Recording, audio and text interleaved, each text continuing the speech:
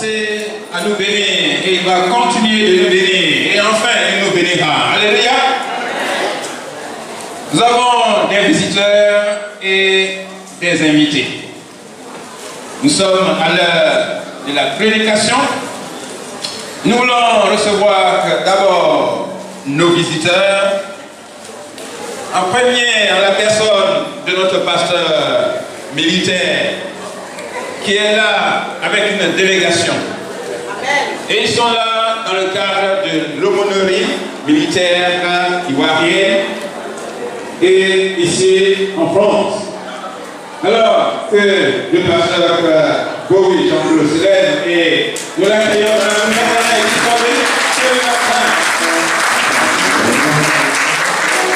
il est là avec un ancien d'une assemblée évangélique à l'été à Bijon, à Djamé. L'ancien adjudant-chef major de la police, notre frère Croix-Lou.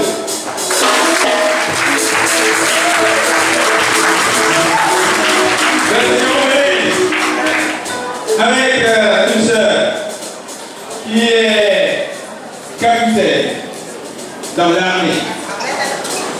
La mère de notre sœur Ruth, sœur Madame Témané, qu'elle se lève, nous l'accueillons.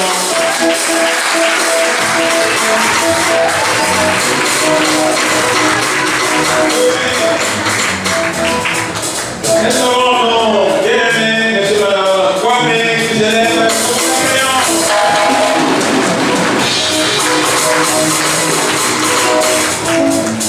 Alléluia. J'ai aperçu notre sœur Béni Havre.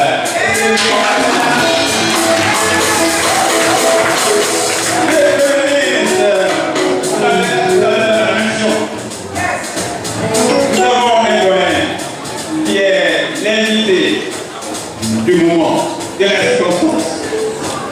Il est le secrétaire national du bureau des assemblées de Côte d'Ivoire. En plus, c'est un jeune marié, mais il n'est pas là avec la mariée.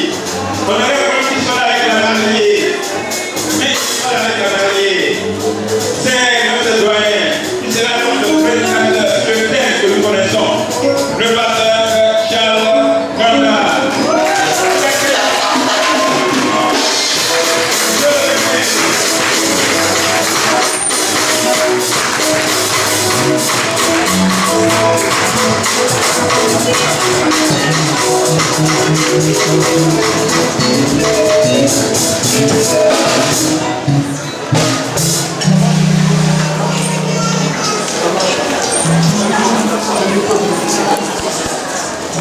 Gloire à Dieu. Amen. Je suis heureux d'être avec vous en cette matinée.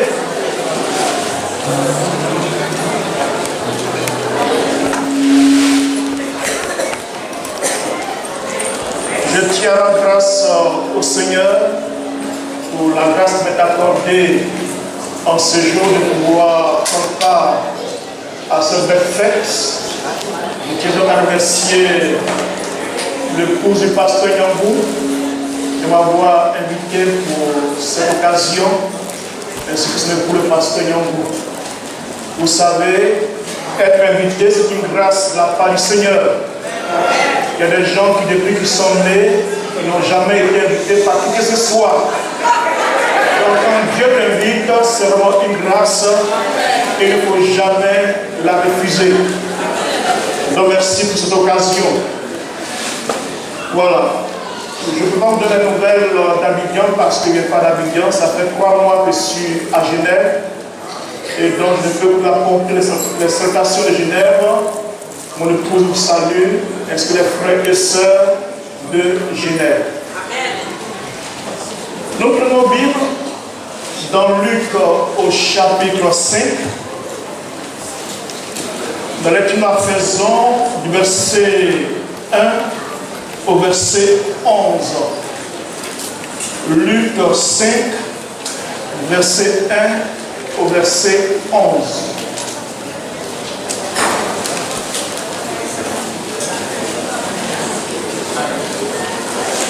Je lis ce qui suit. Comme Jésus se trouvait auprès du lac de Nazareth et que la foule se pressait autour de lui pour entendre la parole de Dieu, il vit au bord du lac 2 barques, d'où les pêcheurs étaient descendus pour laver leurs filets. Il monta dans une de ces barques qui était à Simon, le pria de s'éloigner un peu de terre, puis s'assit et de la barque, il enseigna la foule. Lorsqu'il cessait de parler, il dit à Simon, avance en pleine eau, je te veux filer pour pêcher. Simon lui répondit, Maître, nous avons fait la nuit sans rien prendre, mais sur ta parole, je jeterai le filet. L'ayant jeté, il prit une grande quantité de poissons et leur filet se rompait. Il fit signe à leurs compagnons qui étaient dans l'autre barque de les aider. Ils vinrent et remplirent les 2 barques au point qu'ils enfonçaient. Quand il vit cela, Simon-Pierre tomba au genou de Jésus et dit, Seigneur, retire-toi de moi parce que je suis un homme pécheur.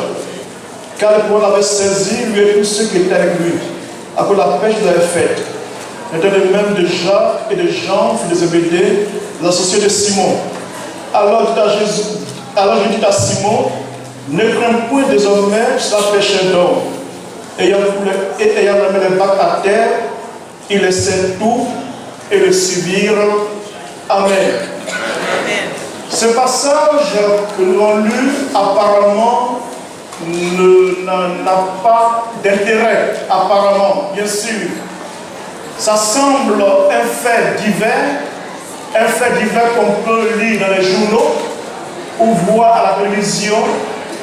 Mais dans ce fait divers, le Saint-Esprit met le doigt sur un élément qui a été un élément déterminant de la vie de Pierre, de Simon-Pierre.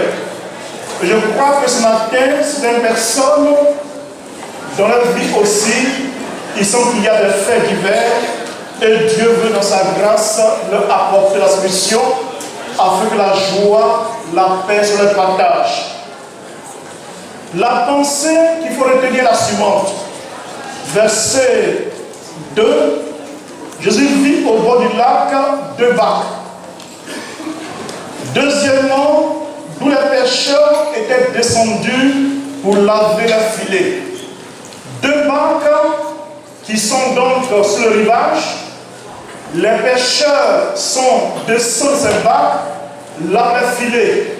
D'habitude, lorsqu'on descend la barque pour des pêcheurs professionnels et qu'ils lavent leurs filets, veut dire que ces pêcheurs ont fini de travailler, ils lavent leurs filets, ils rangent l'esprit de travail. Mais en fait, en descendant la barque, en lavant leurs filets, ce n'est pas pour le fait qu'ils n'avaient plus rien à faire. Lorsqu'on quitte le travail, lorsqu'on a fini le travail, on quitte le travail et on va à la maison et on arrange tout ce qu'il faut ranger. Mais dans ce passage, le fait que Simon descende là-bas, le fait qu'il lave ses filets, ce n'est pas dit qu'il a fini de faire le travail, mais il va nous révéler pourquoi il a cessé de pêcher, pourquoi il a ses filets.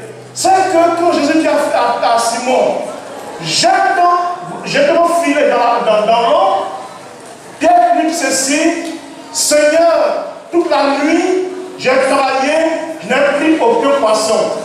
Donc ce n'est pas découragement, pas déception, parce qu'il a eu un échec dans sa vie, qu'il abandonne la barque et le filet.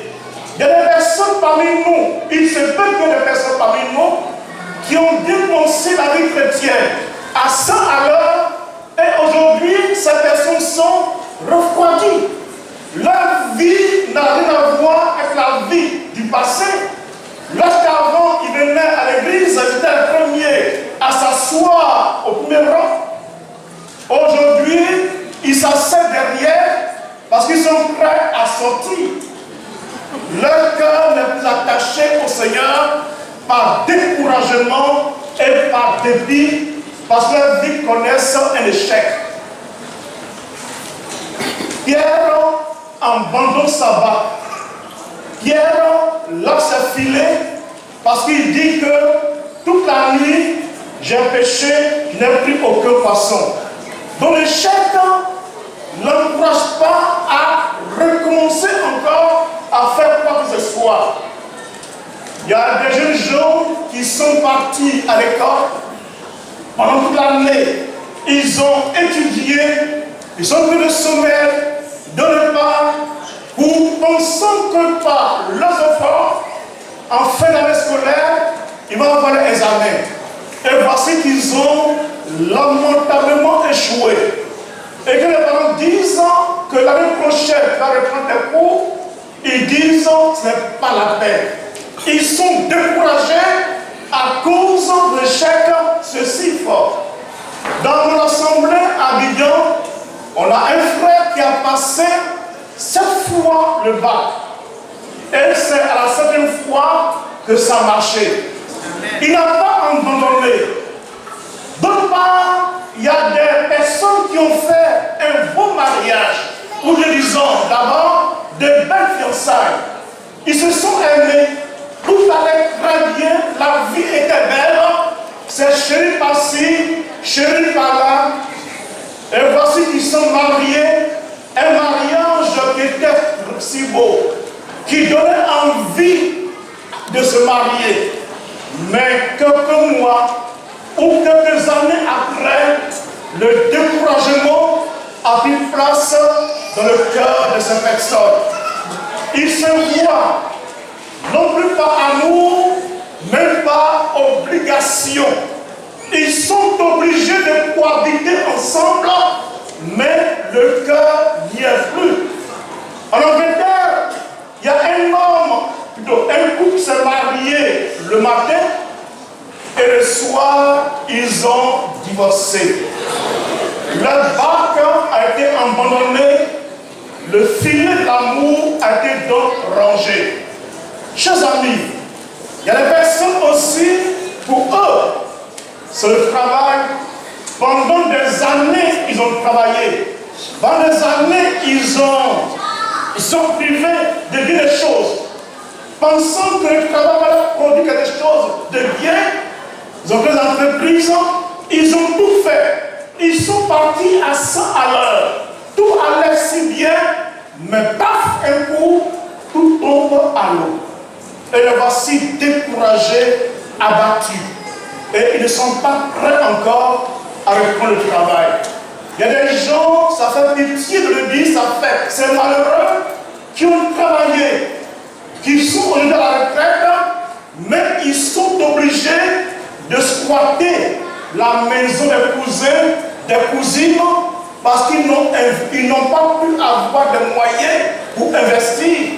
Tout ce qu'ils ont eu pendant le travail, tout le produit du travail, tout est parti à l'eau. Ils sont découragés, désabusés, et ils ne savent plus que faire.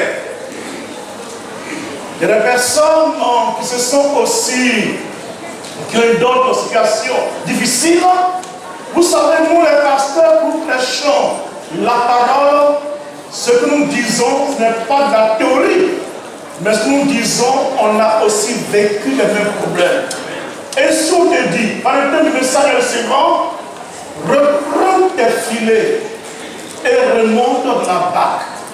Reprends tes filets et remonte la barque. Il y a encore de l'espoir pour toi. Je me suis, vous avez entendu que je suis un jeune marié alors que j'ai 59 ans. Donc certains peuvent dire, mais qu'est-ce que tu as fait pendant toutes ces années de vie? Non, c'est dû au fait que, vous le savez, ça avait été annoncé ici, que j'ai perdu la femme, ma première femme avec qui j'étais, pendant 28 ans de vie, et brusquement, en 2008, elle me quitte définitivement. Et ça a été un choc pour moi. Et j'ai pris la décision, le pasteur Bowie qui est là pour témoigner, ainsi que l'ancien Koulado, et puis notre soeur capitaine, j'ai pris la décision pour dire, je ne me marierai plus jamais. Donc j'étais tellement découragé que j'ai rangé la barque du mariage. J'ai rangé le filet de l'amour. Et j'ai pris la décision de ne plus me marier. Les gens ont pensé que je plaisantais et que la douleur devait faire cela. Mais 4 ans sont passés, je ne me mariais pas et les gens ont vu que non, ce qu'il a dit était sérieux. Il fallait l'approcher, l'encourager. Vous savez, il y a des gens qui ont besoin d'être encouragés. Des gens qui ont besoin qu'on leur parle. Parce qu'il y a des gens qui s'efforcent de rire. Ils ont un rire, un sourire journalistique, un sourire télévisuel. Mais en fait, leur cœur n'est pas prêt à sourire. Leur cœur est triste et abattu. Mais comme devant les gens, il faut faire croire que tout va bien, il faut croire que tout va bien, alors qu'au fond du cœur, ça ne va pas du tout. Il faut être soi-même. S'il faut pleurer, pleure. S'il faut rire, rire. S'il faut quitter ta douleur, quitte ta douleur. Quand mon père était mort, j'étais en train de pleurer chaudement, j'étais attaché à mon père.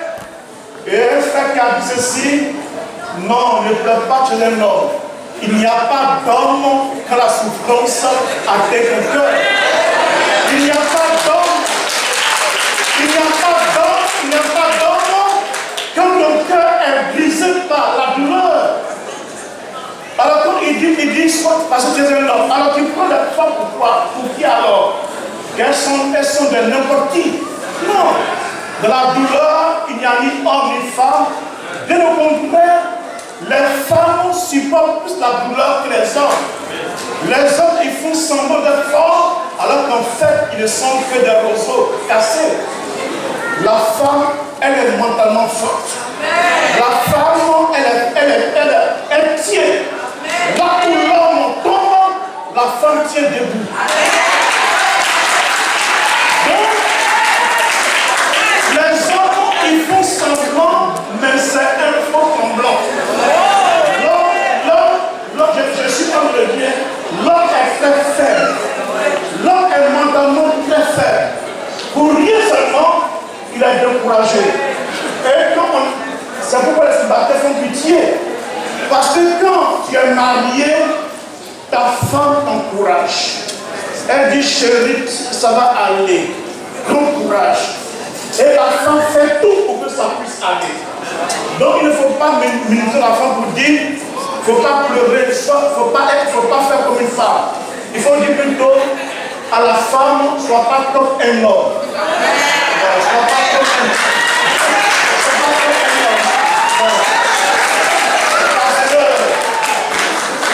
En tant qu'homme, nous faiblissons facilement. Je le dis non pas par démagogie, mais bibliquement parlant, c'est vrai. Quand Christ est mort, qui a fui? Ce sont les hommes. Il était devant en train de fuir. Mais les femmes, elles sont parties au tombeau pour voir est-ce que Jésus est encore là. La femme, il faut la respecter.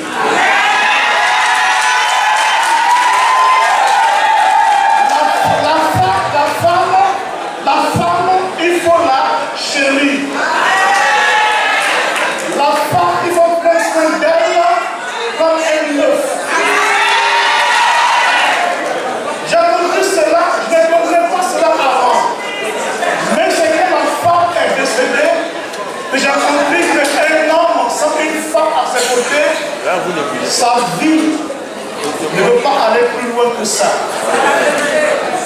Donc si tu es une femme, c'est une grâce que Dieu t'a donnée. Il ne faut pas faire le malin.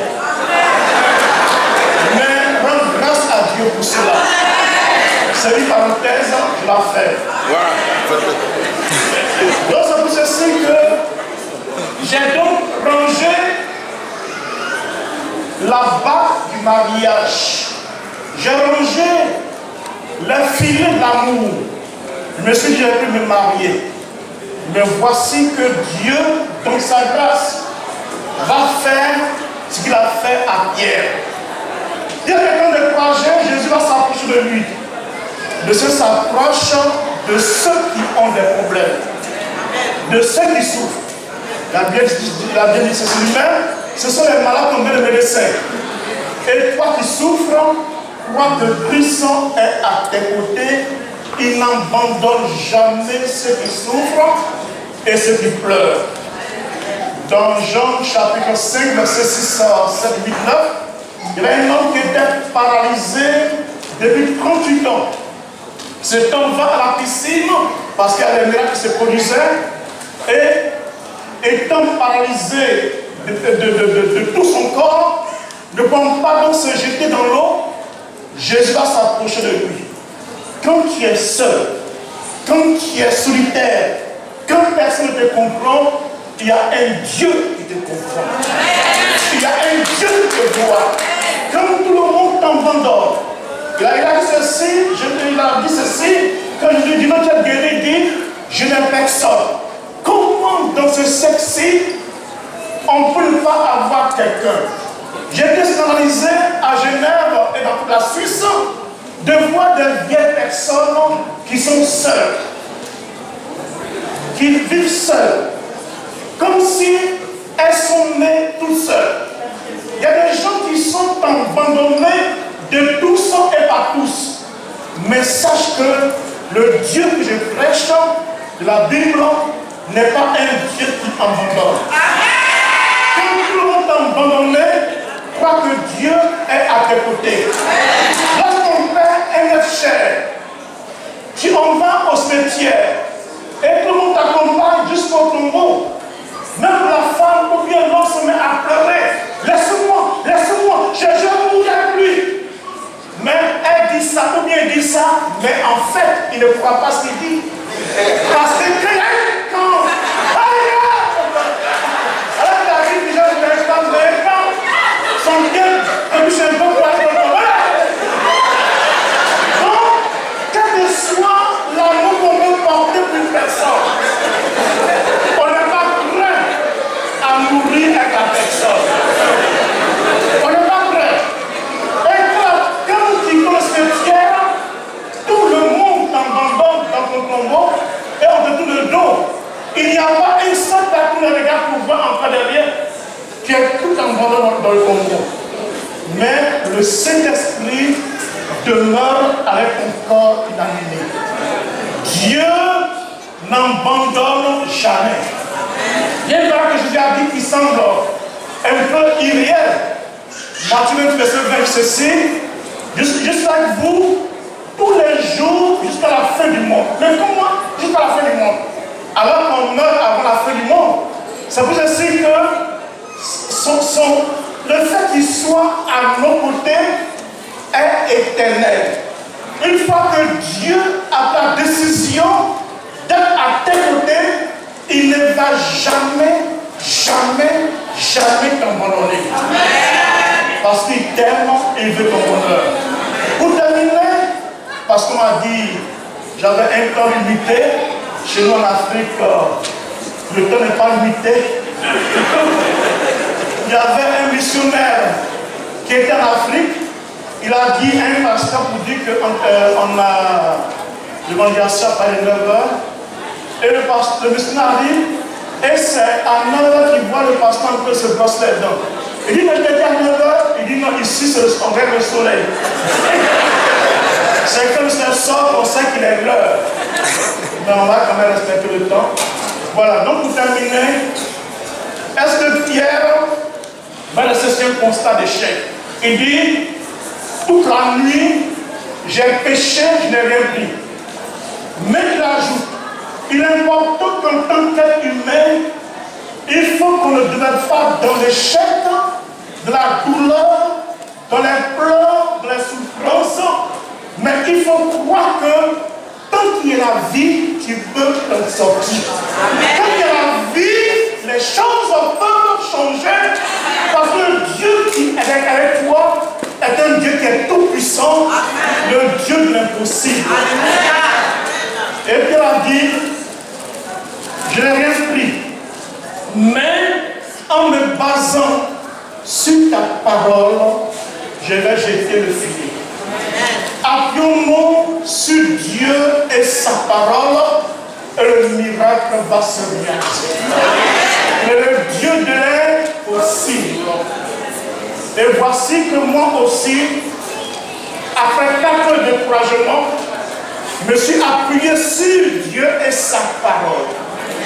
Oh Dieu, dans sa grâce, nous prépare un avenir, mais aveuglé par la douleur, souvent on ne voit pas cela.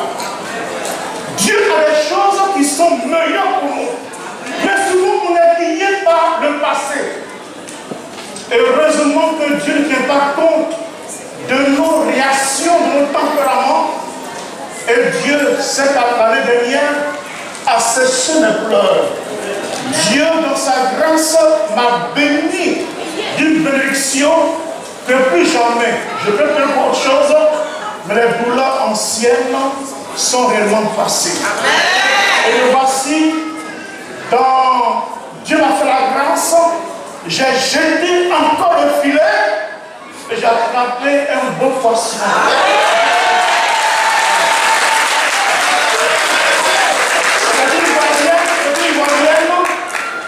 Mais il n'y a pas le temps de vous expliquer comment les choses sont. Mais c'est un miracle.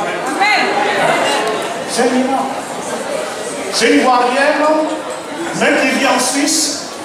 Et voici aujourd'hui, moi-même, je suis devenu genevois. Qui aurait pensé? Je n'ai jamais rêvé à cela. Je m'en vais à Genève, quand je partais à Bobo, je n'ai plus besoin d'aller faire visa, bien ceci. Non, je suis un Genevois à part entière. Dieu a séché mes pleurs. Je n'ai pas besoin de prier pour avoir un papier, je n'ai pas besoin de prier pour cela. Dieu a fait tout ce qu'il a fallu faire. Quand on était pour faire les papiers, on a dit, j'ai demandé combien de temps ça doit faire, ils disent 1 mois et demi. Mais en 4 jours, on nous envoie le séjour à la maison. Je parle à la lignée pour dire, monsieur, j'ai l'honneur, il n'y a pas fait d'honneur. Parce que je suis un prince de Dieu. Et Dieu est avec moi, la terre entière appartient au Seigneur. Et en tant qu'ambassadeur de Jésus, il n'y a pas de frontière pour l'homme de Dieu. Les frontières s'ouvrent tout seul. Et quand il est arrivé, c'est l'ambassade qui m'appelle pour dire tout est prêt, viens chercher. C'est pas moi qui ai appelé, c'est elle qui me cherchait. Parce que je suis l'ambassadeur du roi des rois. Et un ambassadeur qui a un passeport, non pas diplomatique, mais un passeport céleste, aucun endroit ne doit fermer pour pouvoir être ouvert. Dieu a changé ma destinée. Pour la femme qui a dit à Pierre, désormais, tu seras pécheur d'homme. Dieu change ta destinée en ce jour. Toi qui étais appelé la stérile, qui était méprisé, Dieu te bénit. Quand je me suis marié, ma femme ne pouvait pas avoir, garder une grossesse. Je parle de la première femme. Garder une grossesse, chaque fois ça passait, mais on a prié au Seigneur. Parce qu'on a dit, Seigneur, on a besoin d'avoir des enfants. C'est vrai, en notre temps c'était une nécessité. Moi aujourd'hui c'est plus une nécessité. Une parenthèse. Bon, ça dit, moi, ça, j'ai fait 6 ans. Donc, j'ai rempli la terre. Voilà, hein. Donc, si tu n'as pas d'enfant, c'est pas trop grave. On a fait pour toi. Donc, je dirais ceci par là que on ne peut pas garder une grossesse. 3 grossesses sont passées. On a prié Dieu. Et Dieu intervenait. Et quand Dieu exauce la prière, il n'agit pas comme un avare. Mais quand Dieu exauce, c'est le ciel qui s'ouvre. Tu as tant souffert, mais quand Dieu veut te bénir en ce jour, d'une bénédiction que toi tu auras du mal à supporter. Et voici qu'au lieu de 3 enfants, tous les 2 ans, enfants venaient. Tous les 2 ans, enfants venaient. Et on a dit à Dieu, Seigneur, ça suffit! Ça suffit!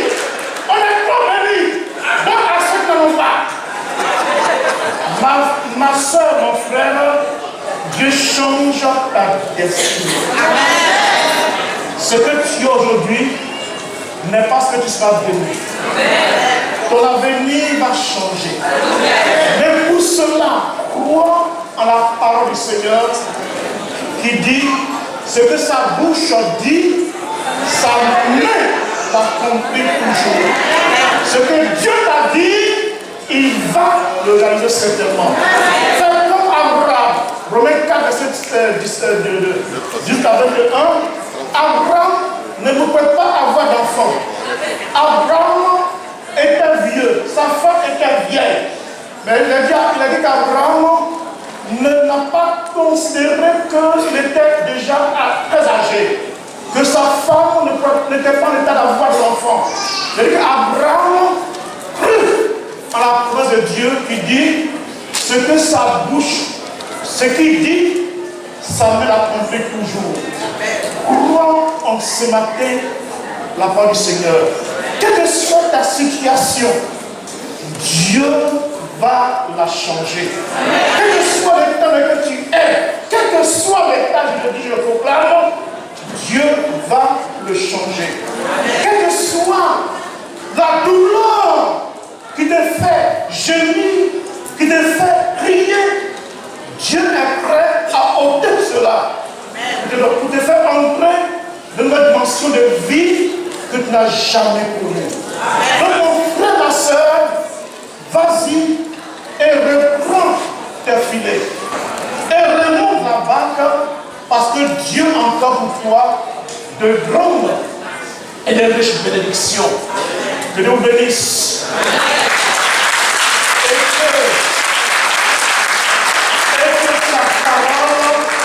Se réalise en vous. 2012 a été mauvais, 2011 a été mauvais, 2013 a mal commencé, mais Dieu te dit en ce matin, il fera de toi tes années à venir n'auront rien de commun aux années passées. Parce que sa grâce et sa bénédiction reposent sur ta vie. Va en paix et que Dieu, dans sa grâce, accomplisse sa parole dans ta vie. Et que ton cœur se réjouisse. Que les pleurs cessent, que la tristesse disparaisse, que les ténèbres s'enfuient loin de toi. Le dernier passage, Ésaïe 60, verset 1 à 2. L'obscurité et les ténèbres couvrent toute la terre, mais sur toi, dit Dieu, tu vas dans la Bible, sur toi. C'est pas mauvais. Tu vas dans la Bible sur toi et tu mets ton nom à la place. Sur toi, Jacques, la gloire de Dieu s'élève désormais. Que Dieu te bénisse.